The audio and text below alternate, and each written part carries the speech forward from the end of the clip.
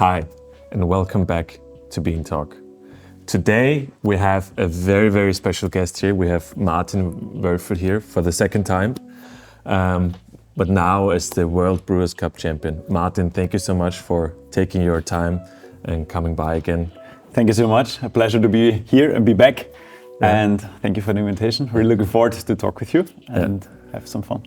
And of course, again, congratulations on your great victory in Chicago. Thank you so much. Thank you. So now as the World Brewers Cup Champion, I'd just like to talk to you a little bit about how you started competing, of course, how your life has changed through winning the competition, and maybe also about what you plan for the future. Yeah, I think as for many people it was a coincidence. So it was never on the list that I need to want to work with coffee. Obviously, coffee is part of our culture, and at home with my family, we were always drinking coffee at home. So when my parents come back from work, we're sitting together and talking about the day or any plans for the next day. So whatever, it was part of our daily routine. But I never thought that much about coffee. So and back in the years, I was studying economy. So in Vienna, and somehow a marketing job for a big roastery came up. So I started to do marketing for them, and I fell deeper and deeper into coffee. So I started to read, and at this time, obviously it was not too many years back, but there were not too many things happening. So not many, social media was not that big, but we had already some magazines, we had some cuppings in this area. And I start reading as much as possible. I start to buying books, and then she's right now my wife. So she said, you're talking about coffee the whole day. You're going to cuppings, you're meeting people in the coffee scene. Why you don't want to work with coffee? And at this time I was asking her, what should I work with coffee? You can produce and roast coffee, but what should I do with coffee? And then she said, work as a barista, start as a barista. And this is what I did, and this is actually how we met. Yeah. So, and from that, everything came up. So I started from the scratch. I had no idea about gastronomy. I had no idea about how coffee actually works, how the coffee is growing. And I wanted to find out every single piece about coffee. And with this passion and with this idea, I started to stand behind the coffee machine and making people happy because of a good quality. Yeah. So this was back in 2016 where I started to work with coffee, and then I met now my business partner Hadi from Wildkaffee, and he was the roaster, and he was my connection to actually to the origin. So from that on I wanted to find out more and more about it. So asking a couple of questions, I texted him every single day, and he was like, don't text me that much, just come to our roastery. And this is what I did. I went to Garmisch, I went to the roastery Wildkaffee, and Hadi is like my mentor. He showed me everything. And from day to day, I see it as a picture, but like a puzzle. Yeah. And from day to day, it seems like you're adding one piece after the other, and somehow it seems like you understand coffee itself, because it's kind of complex and it's not growing around in here. So we can't go out like in wine, like in here, perfect example, and to see how wine is growing or the grapes are growing. But for coffee, it's far away. So we don't have this understanding, and I want to have this. And a part of this seems to be competition. And in the years, Ali, a good friend, called me and said, I'm competing at latte art, And I thought, Ali, what? There's coffee competition? How crazy is that? What are you doing at coffee competition? And I told him, I will join you, I will help you. And we went to Innsbruck, to the Fafka from Warren Huber, and I saw the people competing on the stage. The first time baristas were on a stage and talking about grinding and talking about coffee. And after they competed, I told myself I will never compete.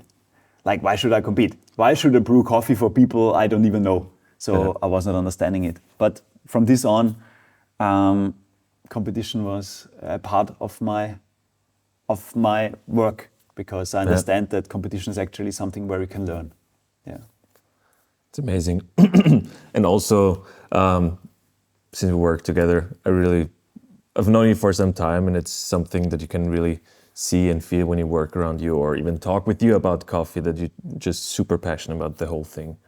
I think, this is something, that came up naturally, and you can't force that. But if you start it and you meet other people in coffee and you understand the natural product even more, then you go deeper and deeper. It's the rabbit hole we always talking about. I was about to say, I know this very well.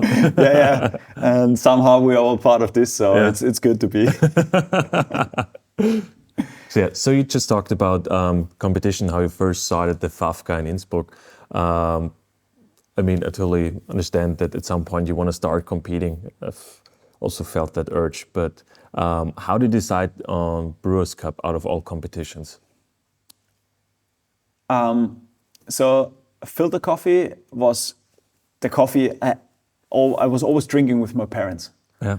But when I went to a specialty coffee shop in Vienna and I had a Costa Rica, a natural processed Costa Rica, it was so different than the coffee I had every day at home. And I want to understand why. Like, why is it so different? Why does it taste like berries, like so fruity? Why is it so sweet? And this kind of captured me. And this was something I want to understand it. And I want to learn it and I want to improve it. I want to make it better. I want to brew filter coffee better and better every day. This was my goal. So I also drink espresso, and I also can make espresso. So because some people were asking me right now, you can do filter coffee, but can you also do espressos? Yes, I can. But I'm a big fan of filter, and I can drink it every day. But a day without espresso, it's okay for me. But a day without filter coffee, I love it. So, and this was the thing for myself. So I wanted to make it better and better. And filter coffee is something I really just like to drink. So, and it's also a competition that for practicing and for training, it's kind of easier than other competition. I'm not drinking coffee with milk, for example. I'm not really the artist guy, for latte art, for example. But I think if you try something, the different competitions, then you will find where you're good in and what you really like. So obviously competition is a lot of stress and a lot of training. But sometimes it doesn't feel like training. It's something you want to do. You want to make better coffee. So this came up quite early, filter coffee. And when did you start competing? I was competing for 5 years. So in general, there are different, for all the people watching right now, competition, we have different categories. There is barista, there's latte art, there's cupping, cup tasters, roasting, coffee and good spirits, and Brewers Cup, for example. And there is a competition in each country. And when you win it, you can go actually to the Worlds. So I was competing 5 years in Austria. I won the last 3 years. And then you're always qualified to go to the Worlds. So this is how everything came up. And the first year I was competing was at the coffee festival in the Otterkringer Brauerei. So I became third, and then I became second, and then 3 times in a row I managed to win. So it's nothing. It's not a shortcut. I would say it doesn't feel like a sprint. For me, when I think back right now, it feels like a marathon. I understand.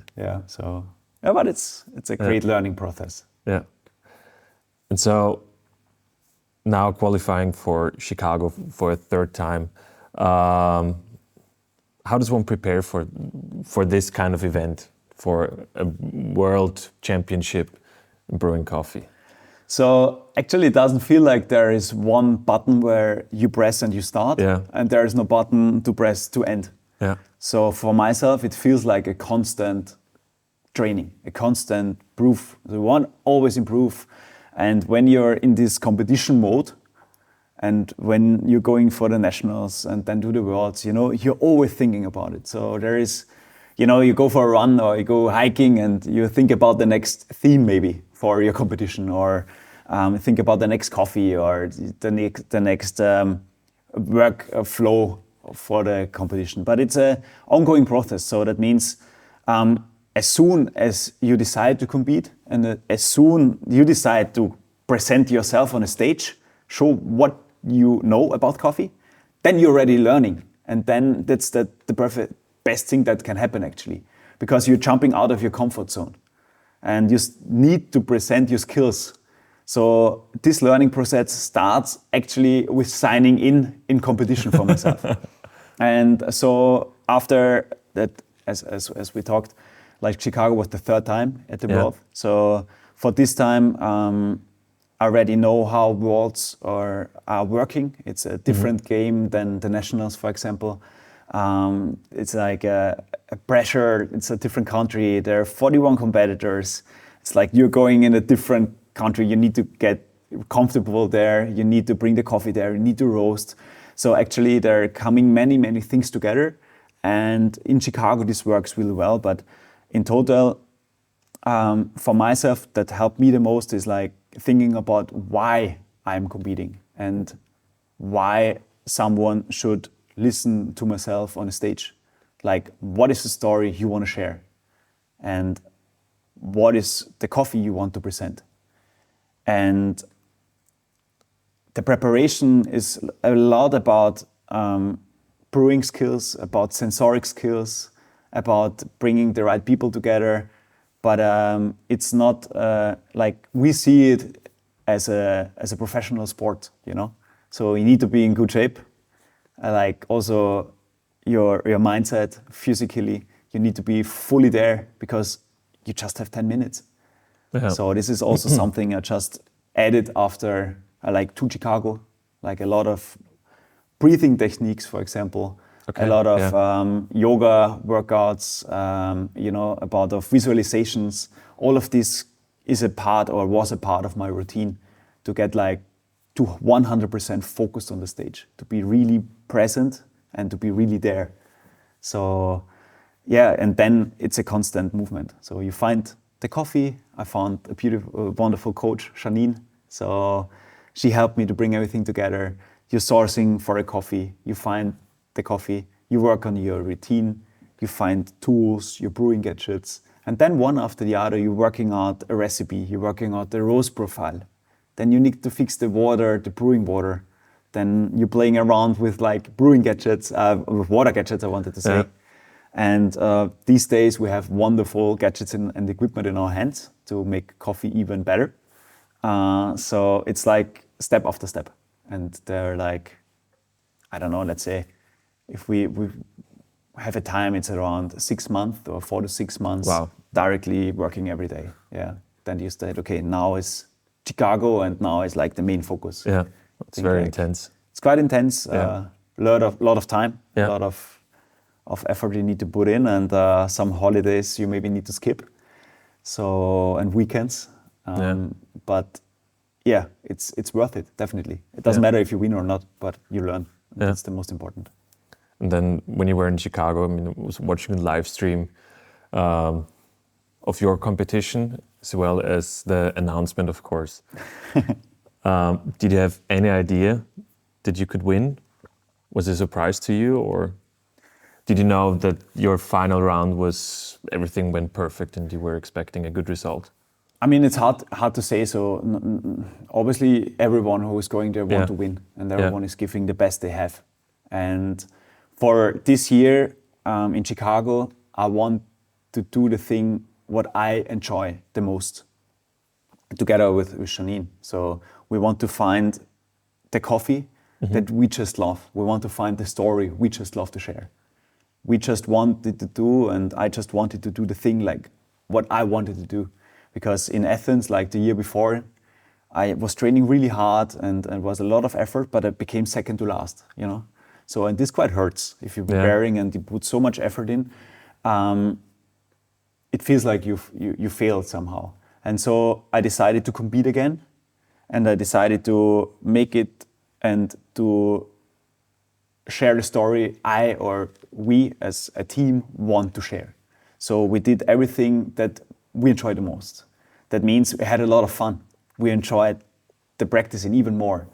So we found a beautiful coffee, and this was a coffee that no one had on the list. Finca Maya was not a farm that is really famous, and it's like under the radar. So Lost Origin, the processor, were in some heads already, but no one had it on the list for competition. I was the only one with lost origin at the Worlds. So if you know that you win, or I wouldn't say, because I was just focusing on myself and I wanted to be the best in this time. So the first round, there is like 41 competitors. I was like quite early. I was the second one on the stage. Wow. I felt kind of, it was a cold room. Everyone was kind of stressed. It was not to 100% on point. Mm-hmm. And then the next day there's the announcement to the semi-final. And I became the announcement that I made it to the semi-finals. So that means there are 12 people left out of 41. So that means when I heard it, that they announced my name for the semi-finals with a presentation and a routine that was not 200% on point, I talked to Janine and I said, okay, something is doing really good. Yeah. Because we managed to go to the semi-finals. It's the Worlds. You're under the top 12, with a routine that is not to 100% perfect. Yeah. So at this time, we realized, okay, this is something, we can do it. And then you get a lot of self-confidence, but then you need to go through compulsory. And this is the second part of our competition. It's not, so one part is the presentation. Yeah. And the second part is called compulsory. That means you get a coffee, you have no idea about the coffee. You need to use the water, you need to use the grinder, and you need to make the best out of it. And then there's the announcement to the final, and I managed to go to the final. And after the final round, everything went so smooth. Like we did the training in the morning. The coffee was literally never that good as at this time. So we had the training is 15 minutes. It's not a long time. Yeah. But Janine and me and Hardy, we're drinking the coffee. I was like, okay, there's nothing else we can do. It's the best we had. The best coffee we had over the journey was on this day. So everything came together. Yeah, we were super relaxed, we had fun. And we were joking around and, Hardy and Janine and me, we were like kind of having a good time. So I thought to myself, okay, everything is done. My goal ever was to become, like, obviously you go to win, but for me, I wanted to go once to the final under the 6. And I managed to do it. The coffee was on point, everything was going smooth. So I said, everything I can do right now is go out on the stage and have the best time ever. Just enjoy it, because you can't do anything more. You don't need to change something, don't need to be nervous. You're just sharing what you worked on. And you can be proud of it because the coffee tastes really good. And this is what I did. So I actually really enjoyed the time on stage. There was no, obviously something is always happening, but everything went really smooth. I was really present. I had a good time. I had a big smile on. And I think this gave me the extra points. This came up really one by one. It was kind of like a wave, Yeah. It's like waving and you're like on it, Yeah. And you enjoy it. Just riding the wave.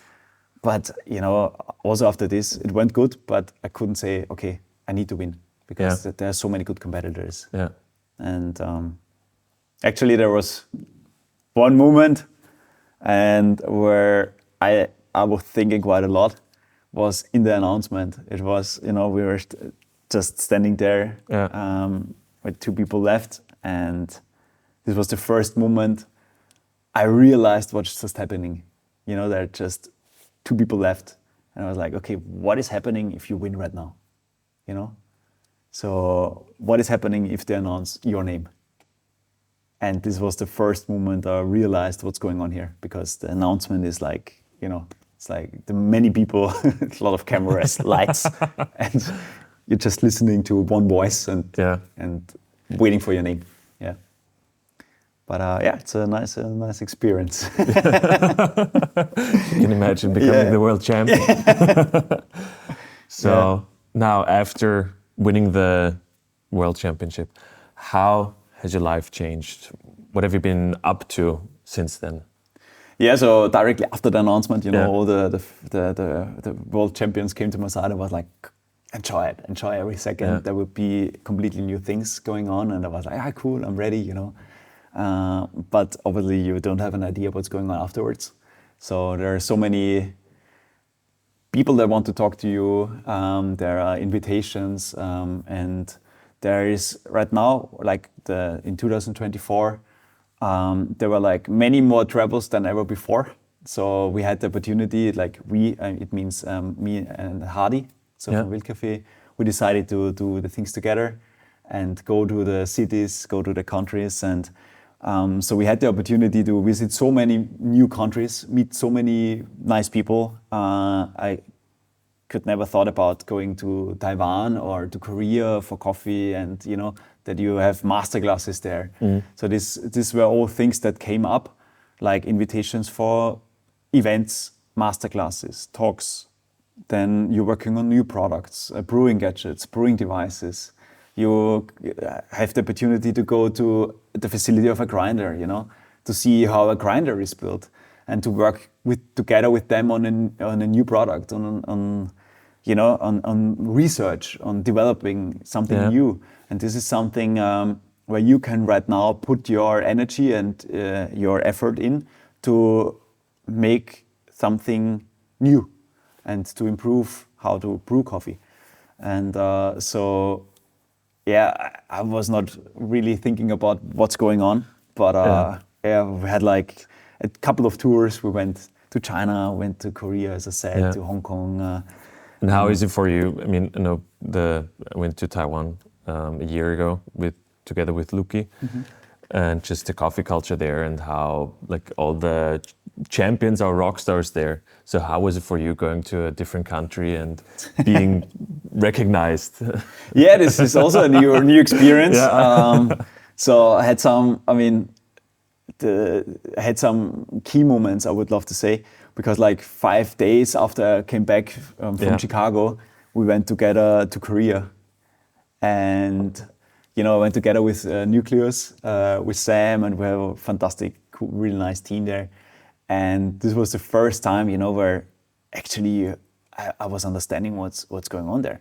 Because after we had a masterclass in Busan, we were packed full. People were waiting. People were excited to see you, making pictures. You need to sign. And I was like, oh wow, I need to sign. And then someone gave me like, the roaster, the link, and I need to sign on the roaster. I was like, yeah, sure, you want the signature? Yeah, cool, wow, nice. And I signed on the roaster.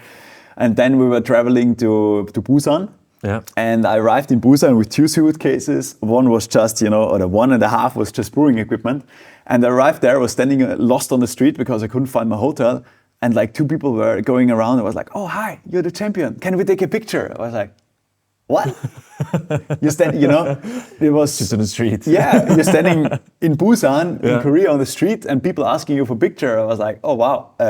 Yeah, sure, I'm happy, And it's something different, but I love to share the experience. I love to share the passion. And if you can inspire someone with what you did, I think this is the best that can happen.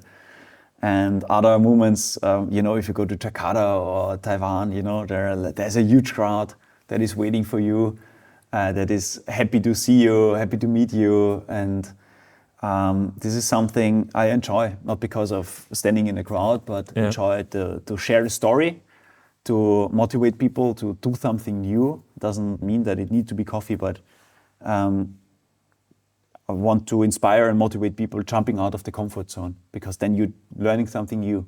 And with talks and masterclasses, you can do this. And I think this means the most for myself, actually. So, yeah, it's fun. Yeah, I can imagine. And so now, what are your plans for the future? I mean, of course, now you're the world champion, but what's next? Of course, you're now taking a lot of trips and work together with different companies now. But do you have any new goals that you want to achieve, or maybe even competing again or something? So right now, actually, we're working a lot of our brands. Yeah. So on Wildkaffee and 25 grams. So the roastery and the cold brew brand. So a lot of the goals are spotted on these 2 brands right now, to improve it, to share it with the people worldwide. And then, I'm traveling to some expos, to some World of Coffees, and to share the coffee there, and to like working more also in the origin, to go back to take the network you have to improve something. I think this is something that I'm really looking forward for this year, because right now you meet many more people. I think you can use this network to get like new work done on products. So I'm working on new products, on new tools, for example, together with producers on some new fermentation.